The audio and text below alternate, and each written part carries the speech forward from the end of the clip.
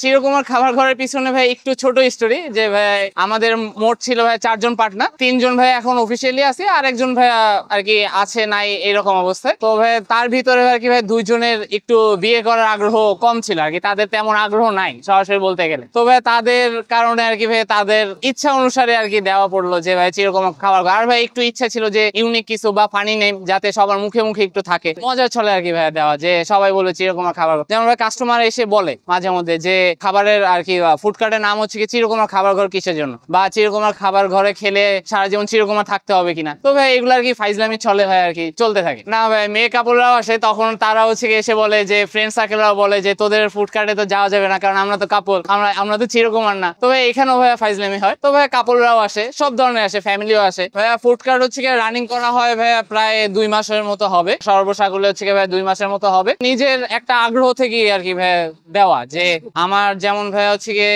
যখন আমি কলেজ লাইফে, তখন ভাই আমি যখন এই কমার্স কলেজে যখন আসি ভাই, আমার কলেজ লাইফও কমার্স কলেজ থেকে। তো ভাই ওইখানে একটা ভাইয়া ছিল যে রাসেল ভাইয়ার ফুডকার্ট আমাদের কমার্স কলেজের সামনেই বসতো। তো ভাইয়ের কাছে আমি মোটামুটি রেগুলার খাওয়া দাওয়া করতাম। তো তখন থেকে আমার একটা ইচ্ছা যে আমি একটা ফুডকার্ট দিব। তার বিজনেস আমি দেখছি যে চোখের সামনে কিভাবে বড় হলো, একটা ফুডকার্ট থেকে সে পিসি আর একটা ক্যাফে নিল, তো অনেকটাই চোখের সামনেই সবকিছু। তখন থেকে আমার একটা আগ্রহ ছিল যে আমি একটা ইন ফিউচার ফুডকার্ট দিব, বা আমি এই ফুড লাইনে যেমন আম্মুর সাথে টুকটাক বাসায় কাজ করা পরে, তো সেই হিসেবে আমার রান্নার বান্নার দিকে একটু ঝোঁক আসি। তো সেই হিসেবে আমি একটা শেফ কোর্সও ভাই কমপ্লিট করছি, লেভেল 1 খালি কমপ্লিট করেছি। করোনার মৌসুমে ভাই আমি ফাঁকা টাইমের ভিতরে ভাই ওই কোর্সটা কমপ্লিট করে ফেলেছি। তো ভাই ইন ফিউচার সামনে টাইম পেলে হয় ডিপ্লোমা অথবা ভাই আমি সরাসরি এই বাকি 3টা লেভেল শেষ করে ফেলবো। লাভ রোডই দেওয়া পড়লো কারণ ভাই টার্গেট কাস্টমার হচ্ছে কি আমার কাপল, ইয়াং জেনারেশন কাপল। তারপরে রাতের বেলা যেমন ফ্যামিলি মেম্বার দেখা যায়, তারপরে ফ্রেন্ড সার্কেল, যেহেতু আমার ভার্সিটি হচ্ছে কি মিরপুরি, তো সবকিছু মিলে হচ্ছে কি যাতে আমি নিজের ফ্রেন্ড সার্কেল দিয়েও পেতে পারি। তার সাথে আমি এই যে যারা কাপল আছে তারা এখানে আসে, ঘুরতে আসে, তারা টাইম স্পেন্ড করে এখানে। একটা আর কি আমাদের ওইদিকে যেমন বেলি রোড, এদিকে ভাই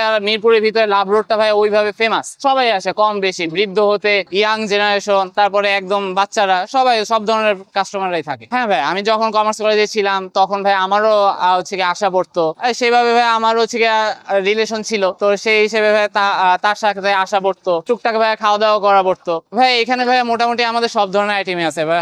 বার্গার আছে, বার্গার ভিতর ভাই বিভিন্ন ভেরিয়েশন হবে, সাব আছে, সাবের মধ্যে ভেরিয়েশন হবে, তারপরে আপনার চাউমিন আছে, চাউমিনের ভিতরে ভেরিয়েশন হবে, উইংস আছে, উইংস এর ভিতরে ভাই ভেরিয়েশন হবে, মিট বক্স আছে, মটকা মিট বক্স আছে, ব্যাম্বো মিট বক্স আমরা খুব শীঘ্রই চালু করব। নতুন ভাবে আমরা এই যে শীত উপলক্ষে পিঠাও চালু করলাম।